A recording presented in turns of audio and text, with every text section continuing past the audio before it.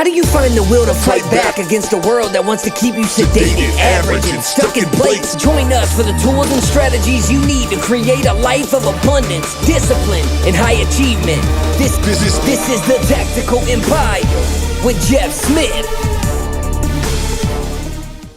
All right, guys, welcome to another episode of the Tactical Empire. I am here today with a friend and fellow entrepreneur, Brenda Neckvatal, and she has an amazing story to tell you about transforming professions and bridging the gap from a kind of a conventional field into a more up-and-coming unconventional field. So I'm really looking forward to having her describe her new endeavors to you and tell us more about what she's got going on. Thank you, Brenda.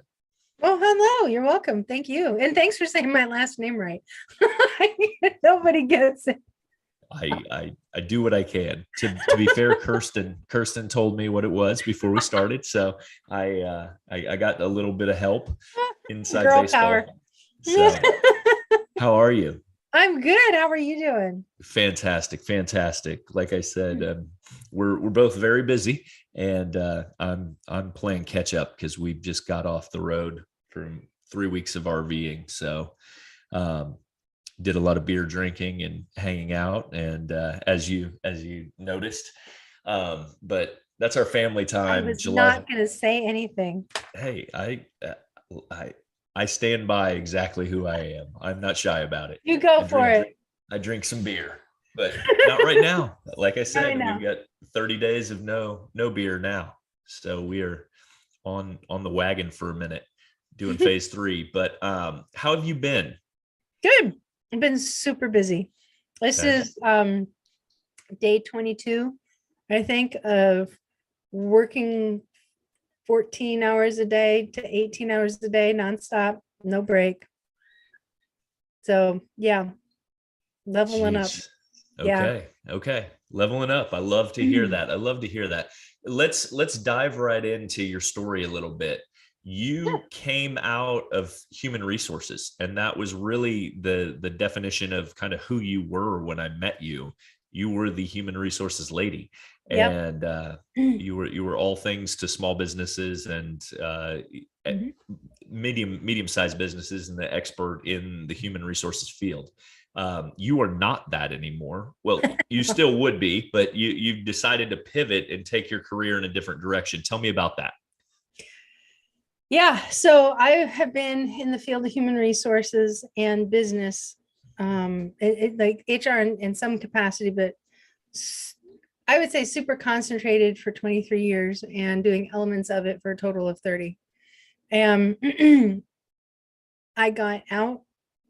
I'm still actually transitioning out of it. I still have clients in a book of business. I still have people that are, need help, and I'm happy to help them out.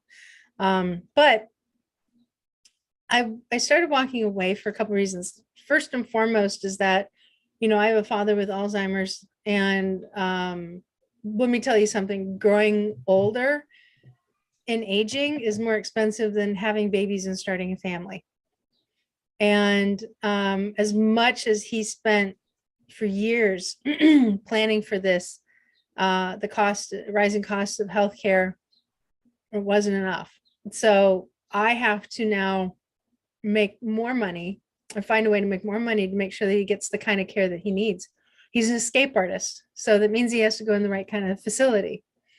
And and he gave us that raging shock February of last year, 21, where all of a sudden we got a phone call from where he holds his mail at the UPS store. Thank goodness they knew everybody. They knew my sister, had her phone number, and said that it's February, it's 5 degrees outside in a snowstorm, and your father's here. Excuse us. And turned out that he got picked up by a trucker. He walked out of the house in hardly wearing anything in a snowstorm in 5-degree weather. And what would have been a 20-minute drive, he was going to walk. Wow. Yeah. So it's at that level. And And there's some other, obligations that he has that it's just like, oh man, we're gonna run out of money fast. So I started talking to some friends of mine, and one of them has been just chawing on me. He's like, why aren't you in government contracting? Because I know government contracting. I'm like, yeah, it's like I didn't see HR and government contracting really as a marriage I wanted to perform. And but then I started looking around to see what I can do, because I've got skills, I've got knowledge, I've got capability. Right. So I started watching, and I did some funny stuff. Like like in the height of the pandemic, I was trying to get into the PPE game and chase the dollar for that one. And yeah, it was interesting. Anytime you had your mitts on what somebody could produce for you, they tacked on 18% to sell it at another level. And I'm like, yeah, I'm never going to win a bid like that. And I know that. Especially like firm fixed price and low cost, it just wasn't going to win. Wasn't going to do it. And then, I tried like janitorial supplies and office supplies and, big cans of food for cafeterias. And I'm like, I'm up against too many big dogs. But as I was going through that process, I saw drones starting to pop up. And I went, that's interesting. And that's new. What is this? And so I started looking into it, and I started digging in. And that's when I very quickly realized that the drone industry, there's still a lot of blue ocean out there for it.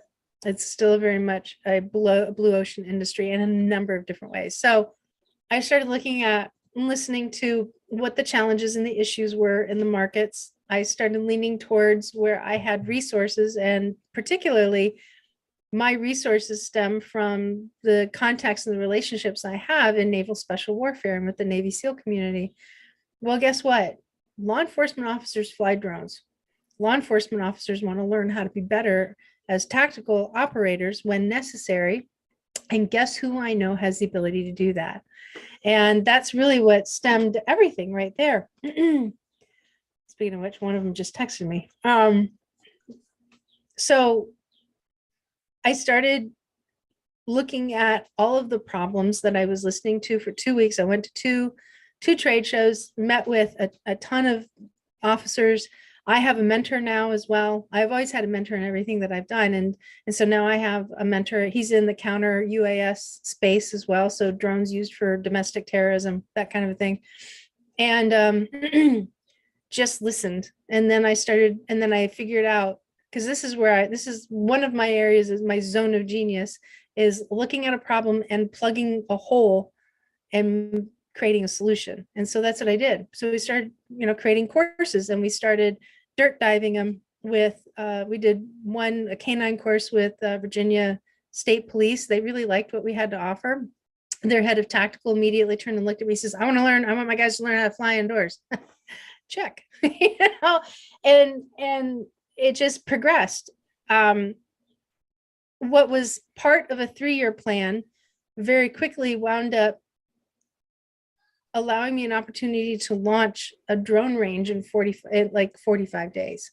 I've never launched a business so damn fast in my life. And we still have some design work, and we've already got like the next phase of it that we're planning on rolling out. We just got a couple of things. I'm like, we're not jumping into the next phase until we finish everything on this one. Right. Because phase 2 won't mean anything until we finish phase 1. So it started with 50 acres of land in unrestricted airspace in the middle of peanut and cotton land of Virginia. And it expanded within less than a week to an additional 94 acres of land use. So our range is 50 acres of land that you can stand on, and an additional 94 acres that you can fly in, and at a couple of different environments, open fields, and then a mature forest, which is great because, your background, right. You understand, IR, and IR doesn't always play nice in thick canopies of wooded areas, but it makes for a great training ground to try and figure that out. New equipment, the industry changes every 6 months in the technology. So therefore there's a lot of need for it. But the need and the big answer is that this range is about an hour outside of the Hampton Roads area that has 8 airports and they all overlap. And so we don't have any space out here to practice in unrestricted airspace. So this now solves the airspace problem of this area. And it's specifically designed for military, law enforcement, federal agencies, counter UAS, vendors that want to sell to those same markets that need a place to showcase. And it's pretty fantastic. So, nothing, I haven't been doing very much lately. Yeah. That's yeah. What a fascinating pivot though. And things have gone so quickly for you. So that's very cool. Very cool. Thank you.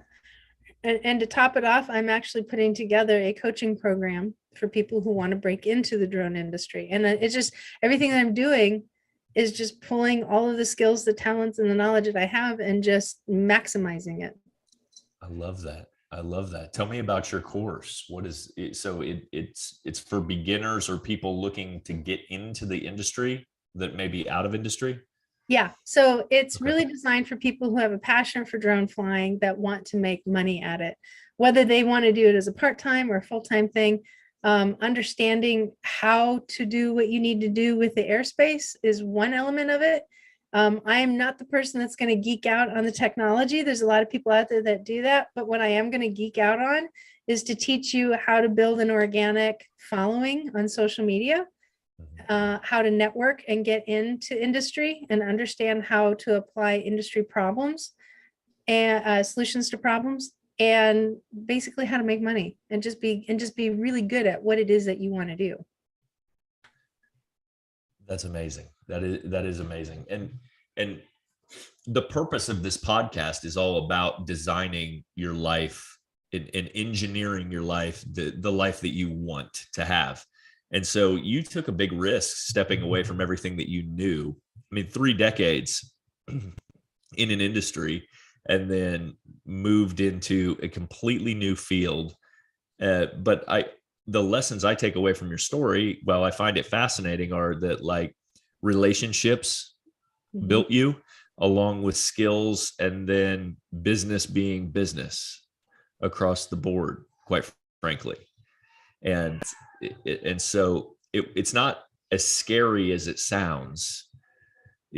Because when you introduce it, like, hey, I'm going from HR, which is quite a vanilla industry, I will say. I mean, I came out of the court.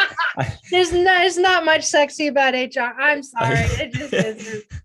I came out of the corporate world. Like, so. Yeah, it's just people look at you like you have 3 heads after a while. So I get it. Yeah. It's not sexy at all.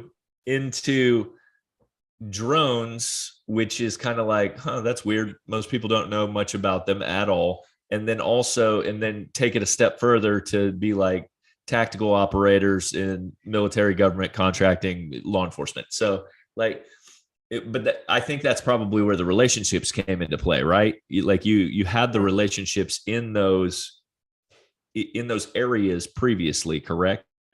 I did. So like, for example, one of my good friends, he's a retired command master chief that came out of development group. So everybody knows that is still Team 6. He's the president of a drone company. And so, he and I spend a lot of talking, but his background is telecom and enterprise systems. And my background is I have a heavy background, not just from HR, but naturally from teaching. I've done a lot of coaching and a lot of teaching. And so, he and I were chatting, and I said, hey, that really cool drone that, you're putting together for law enforcement? Yeah. I said, who are you going to have do the training for it? And he goes, I don't know. I said, how about us? And he goes, sounds good. So we got that relationship. Right. Yeah. And, I've got another SEAL that works for another company that does tethered drones. And, we've been talking, and he's like, this place is great. He always talks like, this place is just great. I love it. He said, let me help you get somebody. I want to help you get as many vendors out here to demonstrate, what, and that's him. And so because I get the needs, and I get the fact that these guys are looking specifically to find ways to punch through with as less resistance as possible, that allows me the opportunity to speak in that manner to people I've never met before, and people who are going to look at me like, Who the hell are you? And why do you think you have any right coming into law enforcement? Ooh, that's cool. Oh, that looks really good.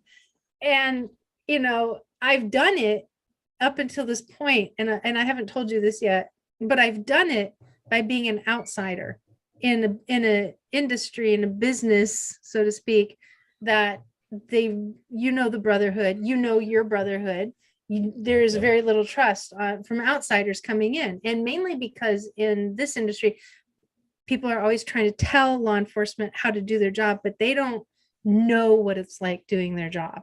We're not about that. We're not here to tell you how to do your job. We're here for knowledge transfer. We're here to help you take what you got, which is probably really good, and make it and give you something that's going to narrow whatever gaps that you start to see, whether that's working on flying indoors, because we do have an indoor training element where you can fly a drone in a GPS denied environment, not see what it is because it's got a maze and walls. And oh, by the way, if you really want to add pressure, we're going to throw a smoke grenade in there. Now you're really going to screw you up, right? Now figure out how you're going to get out of that in a simulated burning environment. Holy cow, right? Yeah. Yeah. That turns people on.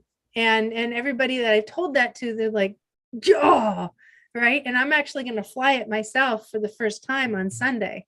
Oh, So watch for that footage. It's coming out. But what has happened is another door has opened up for me to gain access more into the industry and feel less of an outsider. And that is, I'm actually now a sheriff's deputy here in Virginia. I saw that. So I was invited to do it. I thought about it. Do we call you Sheriff Neckvatal? No, you do not. Yeah. Why not? Why not? No. Sheriff Brenda. Are you kidding me? Dude, I already had enough issues being called the HR lady. I didn't make this any easier. So, but it's a great tool. It allows me to help the department with limited resources as well, do some pretty good stuff, protect, and give back. I mean, we're all about service. But so yeah, it has been a ride. It has been a real ride. And the whole time, believe it or not, I'm doing this while I still have to make money for myself because I don't take a salary for any of the drone stuff. Right. That has to go towards my father. And then, when he passes, then all that'll come to me, but because I built it. But yeah, so busy. Sure. So you're still doing HR stuff for yourself then, right? Okay. Do you see a path? I mean, with your astronomical success, if you will, very quickly, I mean, do you see a path to scale this and grow it to the point where like that becomes an afterthought? The drone. Oh yeah, absolutely. The drone thing is, at some point I'll be able to take a salary, but until that transition, until we're to that point, I'm still reliant on my own income. Yeah. And so, that comes with having to make the right kind of decisions. But at the same time, the priority, first and foremost, has been to put something in place. So then that way, my father's funded. But that's a great position to be in. You're building an asset and just reinvesting in it. And at the end of the day, you'll have all of the assets because you've delayed the gratification from it. I mean, quite frankly. So it's super interesting, and that's very cool for you. It's a very cool opportunity because I mean, 2 or 3 years from now, based on the trajectory you're on with the growth you've experienced in the company, why wouldn't it scale to other agencies, other areas of the country, other departments? Right. Yeah, exactly. And the drone range is only, it's opened up opportunities for people to be able to get very creative with what it is that they want to do. So like vendors can come in and show, like anybody that supports a piece of technology with drones can come in and, we have a lot of mission planning to do for that kind of stuff, but they come in, we want them, my mission is to make sure that they have a good flying experience. And that means sitting down with them and like if they're coming in with like a counter UAS system and they want to turn buttons on, and our concern is like, well, we don't want everybody's garage doors to open on their own and have people wondering what the hell we're doing over here. Like, we do not want to be Area 51 of Wakefield, Virginia. But at the same time, it's like, help us understand what's going on so we can get to yes and do it safely. Safety is a really big factor in the national airspace, and we respect that first and foremost beyond anything else. So, so it's really important. I've actually been talking to the FAA and starting to build relationships over there. So if I have questions and I have somebody that I can go say, hey, let me ask you this, and recognize that they're going to be on the far extreme of, conservative answers, and that's fine. I don't have an issue with that. It's like, just tell me what the right and the left are, so I know how to operate, Can you take your like entire show on the road for different reasons? Like, meaning when we were in the military, we used to utilize different training facilities, right? Of course, like we would fly in, we would do a whole bunch of stuff, but using different shoot houses, different environments, like different teams of pilots, depending on what we were utilizing. I could see there being a demand for taking you to different locations to train as well. Yeah, so that's on the training side of things. Okay. Yeah, I can't, unfortunately, I can't pack 144 acres in a suitcase. That would, well, yeah, of course that. Yeah, but the training piece, yeah, absolutely. We will go. We will go. I mean, we're actually working on a potential opportunity down in Florida right now. And Florida's their drone programs as a whole are a little upended right now, just simply because the governor has ruled out any DJI drones. They're now grounded. And so now everybody's trying to figure out, okay, so what's next? Because DJI has, 75, 95, was it 74% of the market share in the US and 95% market share in law enforcement. Okay, what's DJI? DJI is a Chinese made drone. Okay. That even the federal government has deemed there's potential security issues with it. I mean, it's open source information, but right. I just want to know for the audience, because I don't know this stuff. No, okay, yeah, you're about ready to learn about drones. No, that's my shyness in HR coming out, because I'm all like, trained to be politically neutral, but like I don't want to piss off another country. It is what it is. I will. Tell me what it is. I know you are.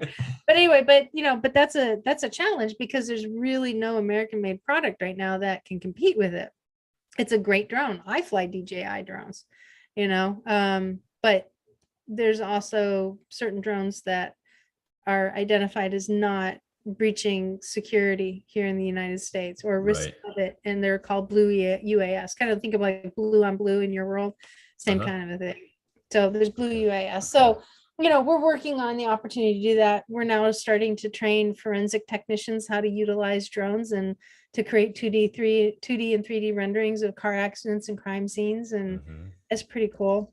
So what you're telling me is these drones are actually recording every single video they ever take, and they're being stored in some Chinese server farm, and they're mapping every bit of terrain in the United States. That's the concern. And I don't know who would ever think of that, but my number one concern, and I just heard about this fucking thing. Yeah. Like that is the concern that's being addressed. The current administration is actually very sensitive to that. They have, and that's part of the reason they have restricted trading with certain provinces of China. Now I've been to China. I was in China in 1992. It's a very different China back then than it is today. So I get it. Yeah. I think we were the only white people in China for 10 days, but to be honest with you. Yeah, it was something else. We got a lot of looks. Like we just walk down the street and You don't belong here. it was just like, like, what was that? But yeah, I mean, there's some sensitivities to it. The federal government, like the Department of Interior, it was it 2020? I think it was 2020. Yeah, they grounded 1,000 DJI drones. That's a lot. That's a fleet. So, it's a concern, but it presents a challenge in these markets because there really is nothing that is capable right now of stepping up and stepping in. And so the hunt is on. Why can't we manufacture them in the US? It's a good question. And some of them are. They're starting to come up. It's just they're behind the times. Yeah. And technology changes so damn fast, Sure. Yeah. So well, I mean, that's just like the chip companies that were backing up the auto industry for so long, right? They said we needed to bring those chip companies in manufacturing to the United States, and those manufacturers take 5 years to build, and so there is a delay, certainly. Yeah, in we have a lag. manufacturing. Yeah, So, and then the pandemic did not help with Sure. raw materials and the access to raw materials. If you look at lithium, for instance, not the drug, but the battery, like lithium has to be mined in a specific way. This is where I am going to geek out on you. I was at a AUVSI chapter luncheon that I went to a couple weeks ago, where one of the, I don't know what you want to call it, not ballistic, but a helicopter that can be used for military applications, Coast Guard applications, and like that. They're actually looking to include hydrogen fuel cells now instead. And hydrogen is 99% recyclable. And it doesn't have the same limitations as lithium, and it's easier to actually put together and mine because it converts the energy different, and it expels its waste in the form of water. Okay. So if you're looking at, like, if you want to look at the next investment, pay attention to hydrogen-based power because it's coming. Right. And it's a very strong source of power. Lithium at some point, because it's controlled overseas, will be eventually limited, and it's volatile under pressure. Yeah, and there's a lot of reasons lithium should be limited in what we're doing from an energy standpoint, in my opinion. So that's super interesting. So this is like cutting edge stuff. So that's fun. That is fun. One of the fun things that we're a part of is with Value Aerospace, and they have a new drone that is coming out. I got the phone call today saying that they figured out their manufacturing hiccup, and that's how do we manufacture this drone, which is an octocopter, 8 propellers, and it is designed to fly indoors, meant specifically for law enforcement in a GPS denied environment. And we're going to be doing the training on it. This drone is super lightweight.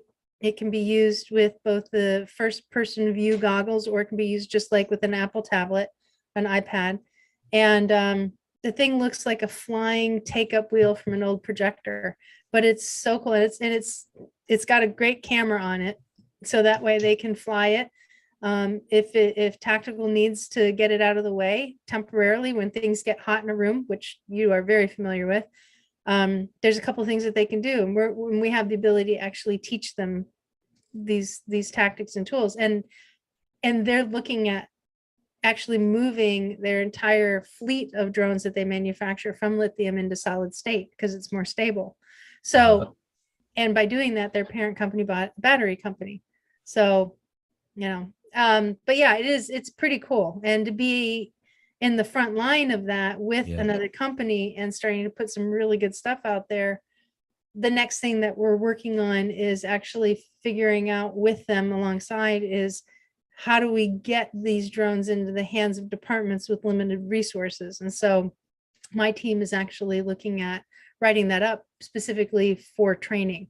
So they're dealing with the drone and the distribution, and we're dealing with the training side of it, which would be pretty awesome. So the major expense there is not the actual drones themselves. It's Right. the training and the capabilities of the human assets, right? So it depends on how you look at the cost. So, I mean, you have your financial cost of the unit itself, but the bigger cost is the amount of time you can time collapse that in training, or you can have somebody exhaust a lot of department labor resources to figure out how to use something that's our job to do. Either way, it's not a wrong answer, right? It's just all dependent on what direction you want to go in. And this is a more manual drone. So those that are used to flying an automated system like the DJI, where you can just hit a button, program in what pattern you want it to fly and go, and all you have to do is just monitor its flight. This is going to be a very different type of environment. This is really meant for somebody that's got to ride the stick, that's, highly tactical.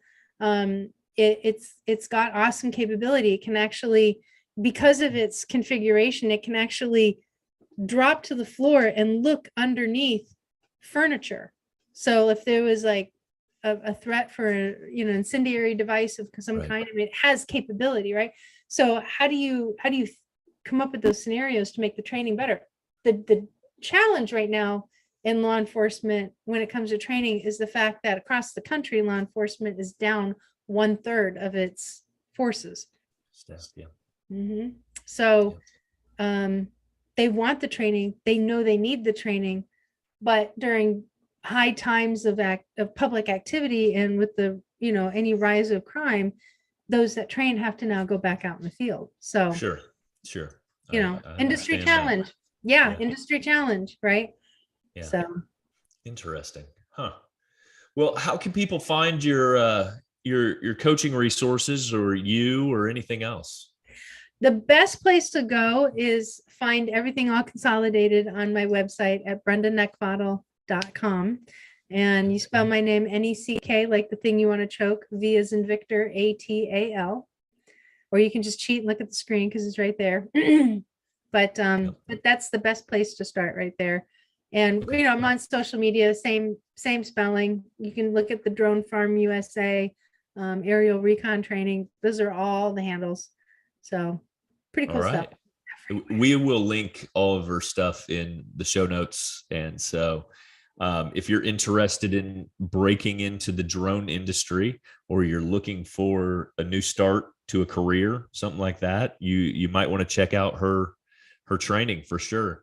Because she has successfully done it in a very short period of time. So I definitely would think she's an expert in transitioning fields of careers for sure. What is the number one thing people need to know if they are coming into that industry? Like so a year ago, you didn't think you were going to be in this industry. So now what's the number one thing that was a surprise coming in, I guess? I wouldn't say it's so much as a surprise. It took a different form, and there's always a bigger fish. And so when you come into an industry where there's a lot of geeking out on the technology, somebody's always going to want to show you up. Just be ready for that, because it can be a real distractor, and it can really kind of get you down, and it'll actually make you feel kind of bad that even though you could be celebrating because you figured out how to launch your drone without any training whatsoever, fly it around and not crash it, and you feel pretty good about yourself. And then you start talking about your drone, and then somebody's just all of a sudden just rattling off at the speed of M16 rounds coming out about everything that they know and do, and then all of a sudden you're like, oh, you big world, and then you're kind of right down to there, right? It's the same thing in the gun world. They talk ballistics, and rotational, and the rifling of the barrels and all that stuff. I mean, you can go all the way down the rabbit hole. Yeah. And you know what? I have figured out how to, so those people that I run into, because I'll sit there, I go out shooting with the guys every now and again, and not any of them that do this, but other people that we've been around that are outside of, the SEAL community, and they start doing exactly that. And I look at them, and then it's like when I start feeling kind of like small capacity, because I'm not a bad shot, but it's like, it's not a competition, in my opinion. I'm only doing it for me, not for everybody else. And I just look at them and I shut them up. I say, it's the one thing that I learned about bullets, and that is the absolute truth. He goes, "What's that?" And I said, "They can only fly straight." And they kind of like think about it for a second, and then I just walk off. It's like, I'm done. I'm not going to do this with you. But it's kind of the same thing with drones. You're always going to have somebody that one-ups you. I got a guy in my world that I don't tell him any of my drone accomplishments anymore, because he does exactly that. And he's brilliant. I learned so much from him. I'd rather shut up and listen to him, and they'll go, "Okay, make a note of that." We'll apply that somewhere else. But this is an area where somebody's going to know more than you. So don't come in thinking that just because you can do what you can do, that you are instantly the best, because there are people that have been doing this a lot longer, and the early adopters, you're going to run into that. So just keep it humble, keep it straightforward. I have never made the claim that I'm the best drone pilot in the world, but I will tell people, it's like, I'm not an aggressive flyer. These guys are. So if you want to work with somebody that's capable of moving fast through an arena, an obstacle, a field, a range, an element, a scenario, these are your guys. If you want slow, methodical, think through the problem, fly with me, because that's my skill. My skill is not doing that. My skill is doing this. I'm a different operator than they are. Right.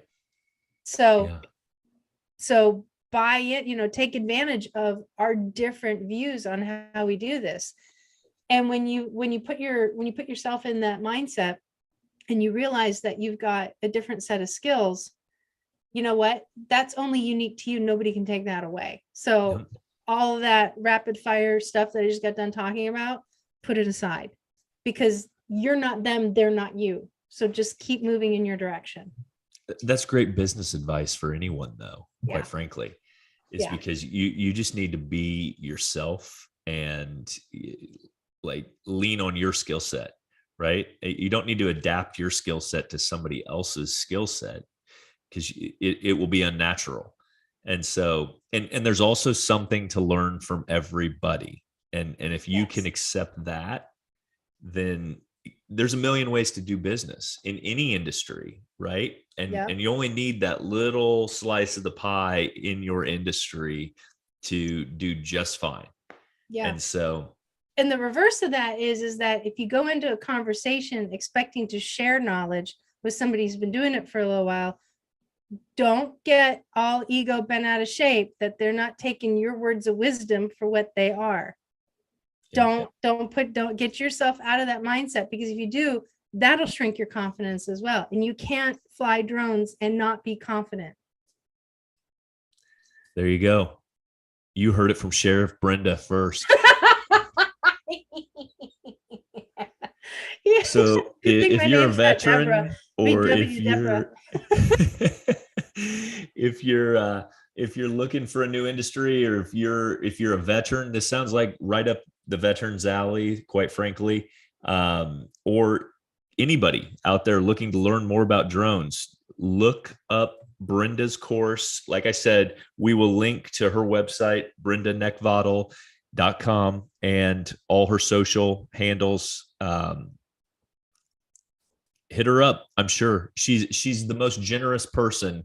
So I'm sure she takes questions and helps people out. That is her MO in every area that she's ever worked in, whether it be HR. If you got HR questions, don't send them her way. She's too busy. There's other people for that. But we will go through those really quickly. We'll have a longer conversation in drones. It'll be funner. No doubt. Thank you for your time today, Brenda. I definitely look forward to your future success and watching it as you grow this company. So congratulations. Thank you. I appreciate it. Thank you for listening to the show. Make sure you subscribe, leave a review, and share with a friend. We'll see you on the next episode of the Tactical Empire.